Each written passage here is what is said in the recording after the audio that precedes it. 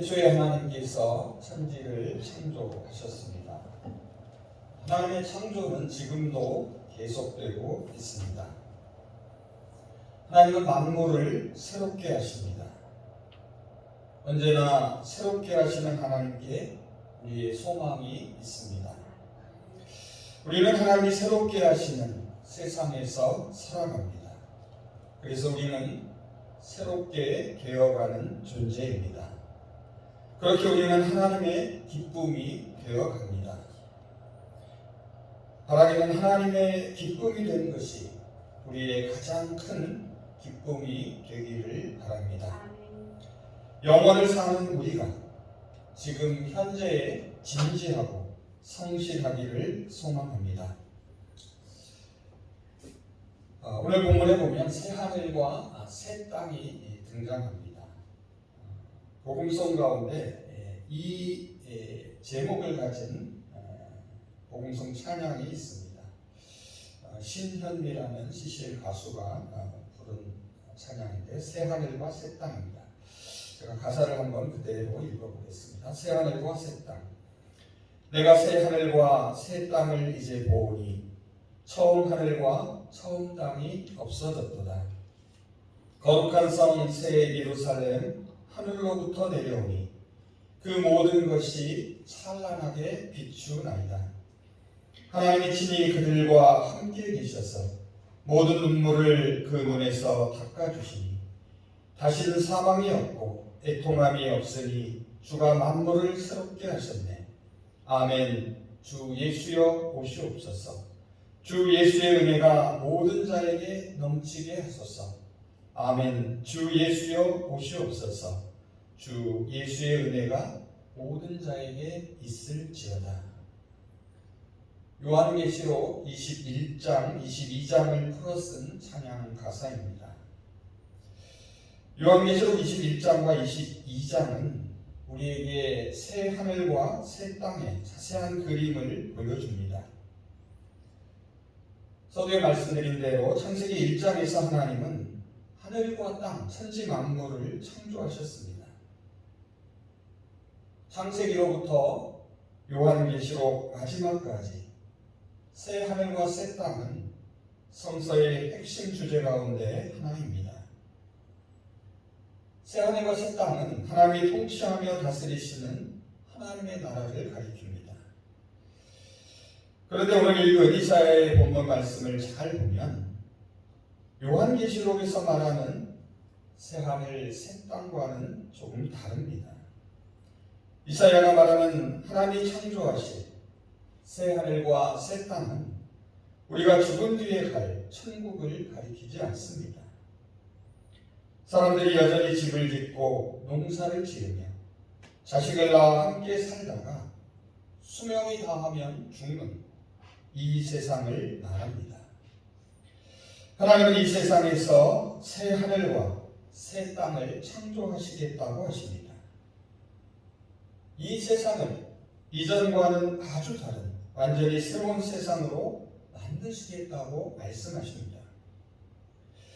그렇다면 하나님이 새롭게 만드실 이 세상의 모습은 어떠할까요? 이제 이사야에게 보여주셨던 하나님께서 새롭게 창조하실 세상의 모습을 함께 살펴보겠습니다. 먼저 분명히 우리가 기억할 것이 있습니다. 그것은 바로 새 하늘과 새 땅을 하나님께서 만드신다는 사실입니다. 17절과 18절 상반절을 제가 세번역 성경으로 읽어보겠습니다. 보아라, 내가 새 하늘과 새 땅을 창조할 것이니 이전 것들은 기억되거나 마음에 떠오르거나 하지 않을 것이다. 내가 예루살렘을 기쁨이 가득 찬 도성으로 창조하고 그 주민을 행복을 누리는 백성으로 창조하겠다. 우리 인간이 세상을 변화시키는 것이 아닙니다. 하나님께서 친히 이 세상을 새롭게 만드십니다. 그렇기에 하나님이 창조하신 새 하늘과 새 땅에 거하는 모든 사람들은 영원히 기뻐하며 즐거워하라 라고 말합니다. 18절 상반절입니다. 그러니 너희는 내가 창조하는 것으로 말미암아 영원히 기뻐하며 즐거워할지니라. 그런데 기뻐하거나 즐거워하는 것은 감정적인 것입니다. 그래서 누가 부탁한다고 해서 기뻐할 수 없습니다. 누가 강요한다고 해서 즐거워할 수도 없습니다. 자, 그렇다면 무엇 때문에 새하늘과 새 땅에 사는 사람들은 기뻐하고 즐거워할 수 있는 것일까요? 우리는 그 답을 이어지는 19절 상반절에서 찾을 수 있습니다. 19절 상반절을 한번 보시기 바랍니다. 내가 예루살렘을 즐거워하며 나의 백성을 기뻐하리니. 하나님께서 예루살렘은 나의 기쁨이요 그 시민은 나의 즐거움이라 라고 말씀하십니다.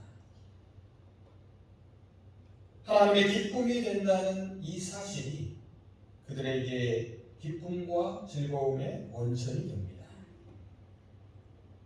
원래 기쁨이란 자신이 바라던 바가 충족되었을 때 느끼게 되는 흐뭇한 감정을 말합니다. 하나님의 백성에게 가장 큰 기쁨은 무엇이겠습니까? 그것은 바로 하나님의 기쁨이 되는 것입니다. 피조물인 우리 인간이 창조주 하나님의 기쁨이 될 수 있다는 사실은 기쁨을 넘어 감사이고 은혜입니다. 예언자 스바냐는 이 놀라운 하나님의 기쁨을 이렇게 묘사합니다. 스바냐 3장 17절입니다. 너희 하나님 여호와가 너희 가운데 계시니 그는 구원을 베푸실 전능자이시라. 그가 너로 말미암아 기쁨을 이기지 못하시며 너를 잠잠히 사랑하시며 너로 말미암아 즐거이 부르며 기뻐하시리라 하리라. 또한 18절 상반절과 18절 하반절과 19절 상반절을 함께 하나로 읽어보면 창세기 1장을 떠올리게 합니다. 내가 예루살렘을 기쁨이 가득 찬 도성으로 창조하고 그 주민을 행복을 누리는 백성으로 창조하겠다. 예루살렘은 나의 기쁨이 되고 거기에 사는 백성은 나의 즐거움이 될 것이다. 여러분, 창세기 1장에서 하나님은 하늘과 땅, 천지 만물을 창조하십니다. 그리고 새롭게 만들어진 것들을 보시고 기뻐하십니다. 보시기에 좋다고 말씀하십니다. 예언자 이사야도 이 사실을 강조합니다. 하나님께서 새 하늘과 새 땅을 다시 새롭게 창조하십니다. 그리고 이것이 하나님의 뜻과 목적에 일치하심을 보시고 기뻐하십니다. 19절 상반절 여기까지가 하나님이 새롭게 창조하신 세계에 대한 하나님께서 보여주시는 반응입니다. 달리 말하면 하나님이 바라보시는 관점을 보여줍니다. 이제 19절 하반절부터는 새롭게 창조된 세상에서 살아갈 사람들의 경험에 대하여 언급합니다. 먼저 19절 하반절을 보시면 우는 소리와 부르짖는 소리가 거기에는 없다고 말합니다. 여기서 말하는 우는 소리는 사람의 죽음으로 인해 슬프게 소리내어 우는 것을 말합니다. 여기서 부르짖는 소리는 극심한 고통으로 인하여 울부짖는 것을 말합니다. 결국 우는 소리와 부르짖는 소리가 없다는 것은 더 이상 고통이나 슬픔이 없는 것을 의미합니다. 죽음에 대한 애통함이 없다는 뜻입니다. 이어지는 20절은 한 걸음 더 나아가 거기에는 죽음 자체가 더 이상 없을 것이라고 선언합니다.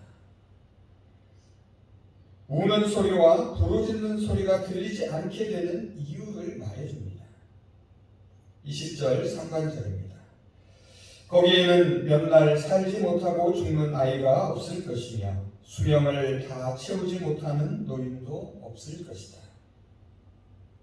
갓난아기에 있어 노인에 이르기까지 모든 사람이 자신에게 주어진 생을 충만하게 살게 된다고 말합니다.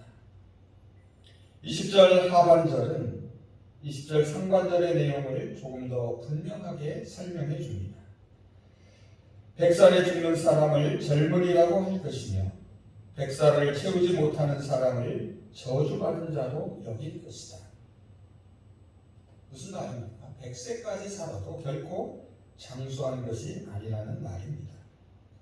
만일 100세를 채우지 못하고 죽으면 그 사람은 벌을 받은 자로 간주한다는 것입니다. 그런데 사실 요즘 우리는 100세 시대를 살아갑니다. 하지만 이 말씀이 기록된 이사야 시대에는 그렇지 못했습니다. 그래서 여기서 말하는 100세는 영원히 사는 것을 의미합니다. 그리고 무엇보다도 100세를 누린다라는 것은 자신에게 주어진 생명의 풍성함을 다 누리는 것을 말합니다. 영생의 삶을 사는 것과 같은 의미입니다. 그런데 영생을 누린다라는 것은 단지 죽지 않고 영원히 사는 것에 의미가 있지 않습니다. 하나님 없이 영원히 살아가는 것은 아무 의미가 없기 때문입니다. 고통 속에서 영원히 살아가는 삶은 오히려 최악의 형벌입니다. 중요한 것은 무엇이겠습니까? 누구와 함께 사느냐는 것입니다. 어떤 상태로 살아가는가입니다. 이어지는 21절을 보시면 집을 짓고 농사를 지으며 살아가는 모습을 보여줍니다. 21절입니다. 그들이 가옥을 건축하고 그 안에 살겠고 포도나무를 심고 열매를 먹을 것이며. 이 말씀은 하나님께 불순종한 자들에게 내린 신명기의 저주와 정반대의 모습을 보여줍니다. 신명기 28장 30절입니다. 집을 지어도 그 집에 살지 못하며 포도원을 가꾸어도 그것을 따먹지 못할 것이다. 22절 상반절은 신명기의 이 저주 말씀을 다시 뒤집고 있습니다. 22절 상반절을 한번 보시기 바랍니다. 자기가 지은 집에 다른 사람이 들어가 살지 않을 것이며 자기가 심은 것을 다른 사람이 먹지 않을 것이다. 무슨 말입니까? 결국 자신이 지은 집에서 자신이 살게 되고 자신이 심은 그 열매를 먹게 된다. 이것이 곧 하나님이 주시는 복이라고 말합니다. 그런데 여기서 더 주목할 것이 있습니다. 새 하늘과 새 땅에서도 처음 세상의 삶과 동일한 모습으로 집을 짓고 산다는 사실입니다. 계속해서 땀 흘려 농사를 지어 그 열매를 먹고 살아갑니다. 하나님이 새롭게 창조하실 세상은 질적으로 처음 것과 구별되는 완전히 다른 세상입니다. 앞서 언급한 것처럼 그곳은 죽음이나 고통이 없는 곳입니다. 하나님과 영원히 함께 살아갈 아름다운 장소입니다. 그런데 그들의 삶의 방식은 처음 세상의 원리를 그대로 따르고 있습니다. 이것만큼은 변하지 않습니다. 오늘날 많은 그리스도인들이 하나님의 백성이 되었다는 사실을 강조합니다. 하나님의 자녀가 되었음을 어느 정도 자랑스럽게 여깁니다. 그런데 오히려 세상에서 지키고 살아야 할 원리와 원칙을 무시하는 경우가 종종 있습니다. 새하늘과 새 땅에서도 여전히 우리 손으로 집을 지어야 합니다. 반드시 심고 거두어야 합니다. 이것은 우리의 신앙생활에서 중요한 사실을 깨닫게 합니다. 영원을 산다는 것은 지금 현재에 충실히 사는 것을 말해줍니다. 영원을 산다는 것은 지금 해야 할 일을 성실히 행하는 것을 말합니다.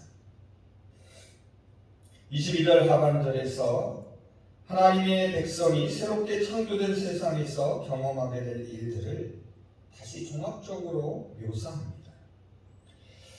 먼저 하나님의 백성들의 수명, 생명에 대해서 말합니다. 22절 하반절을 보시면 내 백성, 하나님의 백성의 수명이 무엇과 같다고 말합니까? 나무와 같다. 나무와 비교됩니다.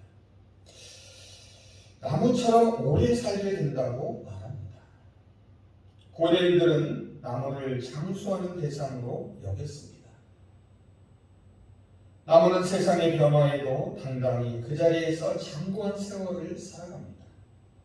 마찬가지로 하나님의 백성들도 새로운 세상에서 영원히 살게 될 것을 보여줍니다.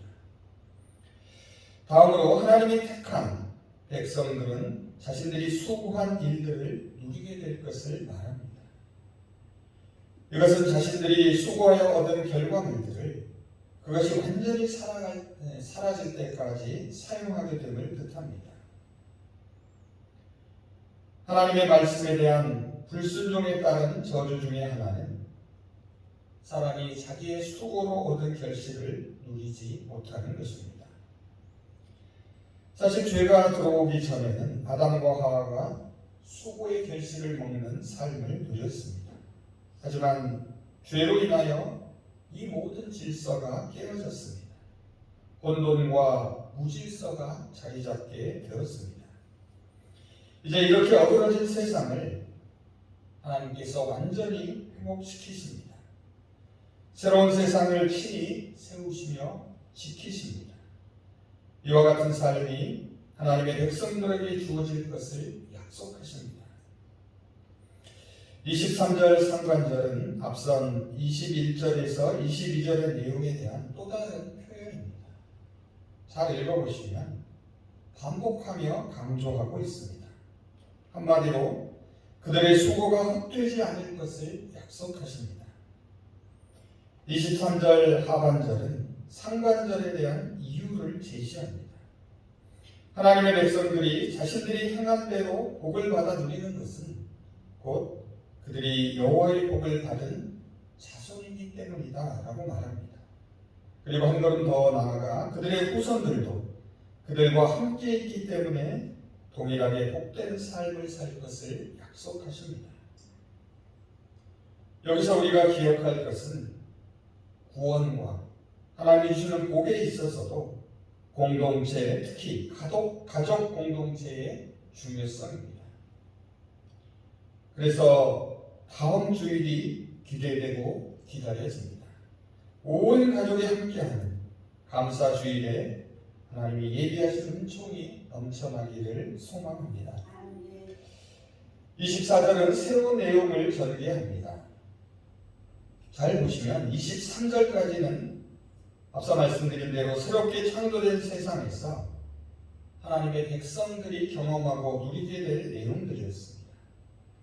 그런데 24절부터는 이제 백성들에게 가능하시는 하나님의 모습에 대하여 언급합니다. 여기서 하나님은 당신의 백성들의 필요를 미리 아십니다. 필요를 채우시는 분으로 묘사됩니다. 그들이 부르기 전에 내가 응답하며 그들이 말을 마치기도 전에 내가 들어주겠다. 하나님이 신속하게 백성들의 필요를 채워주실 것을 강조합니다. 이것은 하나님의 백성들이 누릴 가장 큰 복입니다. 물질에 관한 것이 아닙니다. 하나님과의 관계에 대한 복을 말합니다. 하나님이 속히 응답하신다는 것은 무엇을 의미합니까? 백성들의 기도 내용과 하나님의 뜻이 일치함을 보여줍니다. 하나님을 의지하는 사람들의 그 신뢰와 그들에게 필요한 모든 것을 공급하시는 하나님의 바람이 완벽한 조화를 이룹니다. 이것은 하나님과의 완벽한 의사소통의 복입니다. 사실 타락한 이 땅에서 하나님과 의사소통하기가 힘이 듭니다. 그러나 하나님의 나라, 새 하늘과 새 땅에서는 그 모든 장벽이 사라집니다. 심지어 우리가 간구를 시작하기도 전에 하나님이 응답해 주십니다. 하나님 나라의 백성은 그분의 뜻에 합당한 생각을 합니다. 그분과 하나로 연합될 것입니다. 그래서 언제나 응답하는 기도를 드리게 됩니다. 마지막 25절은 하나님이 새롭게 창조하시는 새하늘과 새 땅의 특성을 잘 보여줍니다. 25절입니다. 이리와 어린 양이 함께 먹을 것이며 사자가 소처럼 짚을 먹을 것이며 뱀은 흙을 양식으로 삼을 것이니 나의 성산에서는 회함도 없겠고 상함도 없으리라. 여호와께서 말씀하시니라. 아멘. 여러분, 이리와 사자와 뱀은 가장 위험한 자연계의 대표적인 예들입니다. 이것은 다른 사람을 강탈하고 해치는 사악한 인간의 본성을 상징합니다. 첫사람 아담의 범죄 이후에 하나님의 창조 질서가 그리고 조화가 깨어졌습니다. 서로 죽고 죽이는 저주가 임했습니다. 약육강식이 지배하는 세상이 되어버렸습니다. 그러나 하나님이 새롭게 창조하시는 하나님의 나라에서는 이 모든 상황이 변합니다. 창조의 질서가 다시 회복됩니다. 자연과 인간, 그리고 인간과 인간 상호 간에 더 이상 적대 관계가 없을 것을 말해줍니다.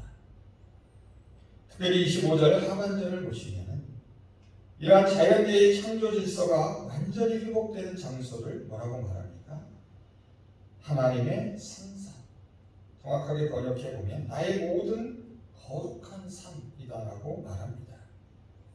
하나님의 거룩한 산은 하나님이 당신의 백성들과 함께 거하는 장소를 말합니다. 그래서 그 모든 곳이 거룩한 곳이 됩니다. 여기서 주목할 것이 바로 모든이라는 말입니다. 우리 개역에서는 이 모든이라는 말을 제 번역에서 생략을 했는데요. 나의 모든 거룩한 곳에는 해함도 없고 상함도 없다라고 말씀하십니다. 공동번역 성경을 읽어보니까 이 모든을 이렇게 번역하고 있습니다. 나의 거룩한 산 어디에서나, 나의 거룩한 산 어디에서나 서로 해치고 죽이는 일이 없으리라. 하나님의 거룩한 산은 여러분 특별한 장소가 아닙니다. 여러 곳을 어디에서나 모든 곳을 거룩한 곳으로 말하고 있습니다. 이것은 거룩하신 하나님이 당신의 백성들과 함께 거하는 모든 곳을 가리킵니다. 바라기는 우리의 가정이 거룩한 곳, 성산이 되기를 소망합니다. 우리의 일터가 성산이 되기를 바랍니다. 우리 성심교회가 하나님의 거룩한 곳, 성산이 되기를 바랍니다. 이제 말씀을 정리해 보겠습니다. 이사야는 새 사람과 새 영혼이 아니라 새 하늘과 새 땅을 선포합니다. 이사야는 세상 역사 안에서 하나님이 창조하실 새로운 세상에 대하여 말합니다. 영생에 대한 우리의 소망이 분명할수록 우리는 이 세상에 살 동안 하나님의 백성답게 살아가야 합니다. 하나님은 우리를 위하여 새 하늘과 새 땅, 지금도 창조하십니다.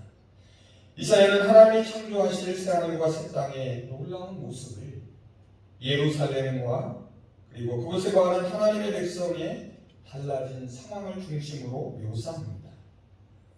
이것은 오늘 우리에게 이 예루살렘을 교회의 공동체로 보게 합니다. 하나님의 백성을 새 언약의 백성인 우리 그리스도인들로 생각하게 합니다.